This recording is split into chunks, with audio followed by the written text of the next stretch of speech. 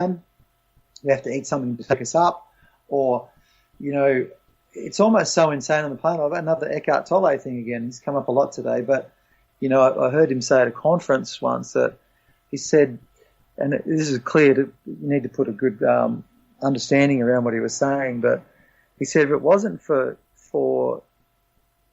drugs, porn, and alcohol, most people would have gone crazy on the planet already. Yeah, I've read that. Yeah. Yeah, because it creates a release for people. Yeah. Some sort of a release, and we're meant to be released. The problem is, of course, if that's how you're getting your release, it turns into another problem down the track, because there's a natural, it's our right, it's our sovereign right to be able to actually, and we have the capacity to slow down and get out of that busyness, that cloud we talked about before, and put our feet back on the ground and be still and connect with nature, that all of a sudden something happens and a little pathway opens up in our brain, and we begin to feel the same chemical and emotional release or beautiful feeling, that dopamine release, from just sitting in the sunshine. Yep. From just actually putting our hands on somebody else and connecting, our children, from actually connecting and touching our own bodies, and, like actually just, give myself a little head massage, from just slowing down, and coming into this moment and going, hang on, the more I try and get up into this lofty place of having everything, the more I get away from this place where I already have everything. Yeah. And you can actually, once you tap back into that third dimensional stillness, that exists in life, and taking your shoes off and walking in the sand and walking on the grass and, grounding, earthing, connecting, that's that Mother Earth feeling that reminds you that actually all the joy you're looking for is sitting here in this moment. If you stop trying to be somebody else, if you stop trying to win or succeed or get over this, if you just slowly descend down into who you are, and be still, you might have to come down through all the busyness and the craziness and all the pain and everything that you're trying to avoid. Yep. But when you come down and you stop and you let your mind stop running from being crazy, you ground and you're still. And the crazy thing is, you almost immediately know what to do next. Yeah. So you tap into the fifth dimension where you go, now I know how to actually create the life I want. I need to spend more time doing this, or I need to ring my mother and say sorry, or whatever it is. The next step, intuitive step that comes in, is always a powerful one, even whether it's creating a business or creating financial abundance for your family. It's come from the right place. It's come from a place of groundedness and connectedness, and already have everything. So there's absolutely an insanity on the planet that if we're not doing what it takes to stop or slow down, fall down in between those thoughts and actually connect with who we really are at more of a feeling level, that stuff will run away with us. Yeah. And we literally begin to believe that I have to have that shirt, or I have to have that I have to bet on this race, or I have to drink that substance, or I have to take this, or I have to sleep with that person, or, I have to have that money, or whatever it is. It's just literally, it's an insanity, because we don't have to have that to be free.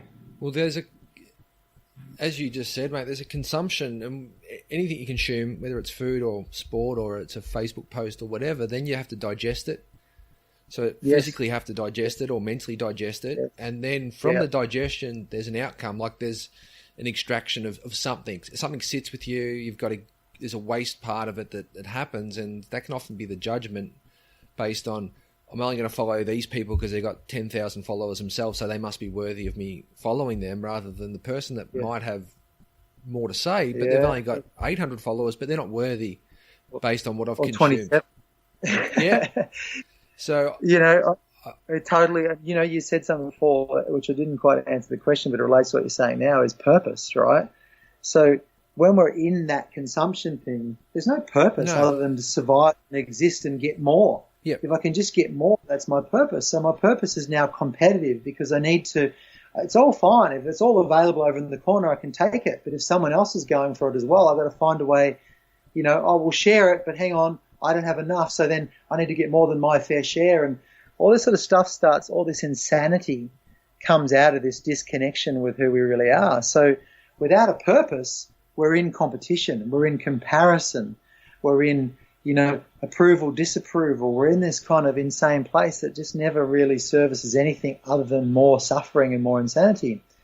And because probably all of us have been there at some stage, and a lot of us still are there, and it's what runs most of the planet, is that's the insanity that most of our decisions are being made from companies and organisations and families, and we're deciding from a place of, will it get me what I want, without exploring the possibility that I might not need what I want, you know? And so what will it get if I chase what I don't need but I want? What will I get? Yeah. You know, because you're now diverting yourself from what you really need to go and get.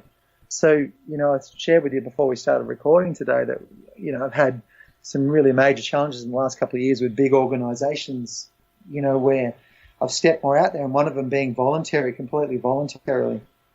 And what happens is people that don't have a purpose or a big picture, they will get their kicks by actually fighting and warring with people, other people that don't have a purpose and a big picture, because they're bored. Yep. You know, so they might have enough resources, they might have enough available to them, they might be sitting a pretty, you know, almost blessed, charmed life, and they might have created it for themselves, and hats off to them if they've done a good job. But if they don't have a purpose or a big picture that's bigger than survival and just feeling good about yourself, you know, if I feel good, I feel good, what happens is the creativity is stifled, and there's a boredom that comes in, and then all of a sudden all sorts of destructive behaviours start manifesting. So cultures can start actually being groups of people that agree or disagree with each other inside and become silos of us versus them and this and that. So I've had some crazy, you know, introductions to the way the group mind works when you get enough individual minds not actually being fulfilled in their own right. So all of a sudden you have put a few dysfunctional individual minds together, and you get a very dysfunctional group mind, which actually drives more dysfunctional individual minds. You know, so it's quite bizarre how the world is. It's just by being unaware of that game, we're cycling over and over and over. It's not wrong or right. It just is what it is. Yep. You live by this, you die by the sword. If you go in there and play the game of needs, you'll also play the game of actually, you know, fighting and competition, and you'll go through a world of suffering, because you'll never get what you truly need when you think you're in the needs area. Yeah, it's a really interesting way to put it, I think. Like, I just think it's important, and you spoke before about the pain body, and that the pain body is super strong and attracts other pain, you know, and if people aren't aware of their purpose and clear, that they can easily get bought into that pain quickly, and next thing you know, you're sort of, it's like a vacuum, you become sucked up into the culture, you know, of need and unconscious consumption and fighting and comparing and judgment and all that stuff that brings discontent, you know, into our lives. And something I think underneath, mate, I think we've got this. I think we know that we're meant to feel good. Yep. You know, so when we hurt, we try and find ways of not hurting anymore. But because we're allowing our mind to find those ways rather than our heart, we end up creating more hurt for ourselves, because we block other people off and we go down the wrong paths, and we create more of the same in an attempt, like we said before, to fix it. But at the end of the day, the pain body is about hurt. It's about how many times we've been hurt and how many times we've felt separate or judged or, you know, alienated or whatever, and particularly at a young age, and we decide I'm never going to experience that again. So we become controlling, and we control the people around us and the situations around us to make sure I'm never exposed to that feeling again, instead of processing that feeling, releasing it, and no longer having it as part of our vibrational reality that we're trying to get away from. Because if you're trying to get away from it, you'll create more of it. Yeah. You know, it just attracts it. It's the law of attraction. Whatever you're trying to get away from follows you everywhere. You know, what you resist persists. Yep. You know, what you judge, you become. You know, what you focus on grows. Yep. So there's all these sayings that allude to the law of attraction, but really what it means is you need to live the life you want to live and surround yourself with the people you want to surround yourself, but don't avoid the rest. Let it filter in and out and just learn from it, you know, because even when I've taken on these things more recently, feeling pretty clear about myself and going, hey, let's help all these people and let's all get together and we'll all create a great thing. And then this kickback and pushback has come at me at different layers and levels, at the same time as a lot of people going, oh, my God, that's fantastic, let's go. And then a small portion is going, no, let's kill him before it takes hold. We don't want the culture to be too equal because everybody will be the same, and I won't be the winner anymore, or whatever it is, which is where I came from. So I completely understand it. But crazy thing is, when it happens, it's reignited in me old pain of feeling judged and talked about behind my back and criticised, and for all my best efforts, I just want people to be happy. And so I start having this inner dialogue of victimhood but why do they I'm just trying to love them. Why do they hate me? And all this sort of stuff, which is, it plugs that pain body in, but it creates this moaning, groaning voice that it's almost like a construct that keeps me stuck as well. So more recently I've had to go, is that me speaking there? Saying, well, hey, poor me, I'm just trying to help people. It's like, oh, no, that's not me. The real me would just get on with helping them and not worry about it and understand that they're probably scared, Trev, how do you personally, how do you do that? What's your decision-making process like, firstly, when you're going to get into a program or a new venture? What's that look like for you? Is it a combination of head and heart, the environment? I know one thing you do, which you taught me, is to just look for signs and make sure that you keep yourself open to what is. But what's that look like for you? A simple thing, I was talking about third, fourth, fifth dimension before, and I said, and then later on I said that when we just ground down on the planet, we connect with that Mother Earth kind of, that incredible compassionate feeling of just being here and being present. I think that's what the heart is about. Yeah. The head is actually above that. If you had a vertical scale running through your body, the head is above that. So the head is about actually how do we bring the heart up to a higher point, in everything we do. So if we looked at a vertical scale, the heart is the third dimension connection to beauty and to compassion and this amazing stuff we're learning. We're learning unconditional love on this planet for sure. The head is that fourth dimensional co-creative capacity, but above that, up in that crown where you would see the halo on those paintings, is that heavenly self, is the representation of the higher self. So that is the most superior thing. So our intuition or our knowing of connection with source, or how would this serve the greater good, our purpose, is higher than the head, and actually picks up what the heart's connected to. So I wouldn't say it's higher to the heart, but it's directly connected to it.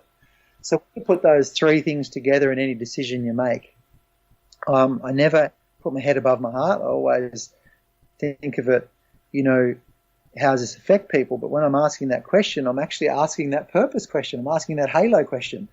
What difference will this make? Is this what I'm really meant to do? And I often openly ask, is this what I'm really meant to do? Wow, it seems to be you're telling me to go and start this business or go and talk at that conference or go and fly to here and do this, but I haven't been doing that lately, or that's not what I want to do. Is this really what you want me to do? And I get a very clear answer in the head, like an intuitive answer saying yes. Yep. It's not like a voice saying yes. It's just every signal that I've got used to following in my own intuition, my own body says yes. And we alluded to earlier that I used to race, and I'd go around in an Ironman race where you have your transitions in between the ski boards and swims and stuff like that. People used to rest around there, and then we would run. I'd run flat out around there. But as I was running really, really fast around there, I'd be running around and the song would go through my head. You've got to go your own way, and I'd actually be running down. I'd go, I've got to go over here. And that's what we were talking about earlier, is that I'd feel like a groove, like you're running in a super narrow valley that was only wide enough for your 2 feet. And if I tried to run 1 meter to the side of it, I'd be like running on a strange slope, So this groove would run me straight into a spot that no one else had gone, and it was even logically the wrong place to be. It's the sandbank, the water should be pushing against you. And I'd go, no, I've got to go over here. And I'd go over and I'd jump in the water, and then I'd dive, and I'd 100% back that intuition, which I think is really important to give it life and at least allow the possibility that it's correct. And give it 100% commitment. If you're wrong, you're wrong. But then I'd jump into that water in that spot, and I'd find underneath the waves, I'd find a little bit of water moving one direction. Yep. And I'd jump in and follow it. I'd even be going away from the cans, the turning buoys way out the back, and I'd follow it, and I'd just keep going down and follow it. And I'd actually be able to relax and do breaststroke down there, and I wouldn't be sprinting and flying and puffing and puffing. I'd just be relaxed, and I'd be running along the bottom, using my hands and feet, and then I might stay down 1 or 2 waves, and and then I'd come up, get one breath, go back down again, find the same water, and the water would cycle around and arc back, and all of a sudden it'd come out the back, pointing to the turning buoy, and all the water out the back would be flowing